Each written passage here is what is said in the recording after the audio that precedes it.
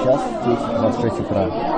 Информации о правонарушениях и выборах у меня немного, но я доложу о том, что у меня есть. В Бишкеке на участке 1334, как предусмотрено законом, была проведена жеребьевка среди членов избирательной комиссии при определении ролей, то есть чем они будут заниматься. Они, как сообщает наблюдатель, провели эту жеребьевку еще вчера, что недопустимо. Закон предполагает, что они должны были провести эту жеребьевку сегодня, при которой определились бы их роли.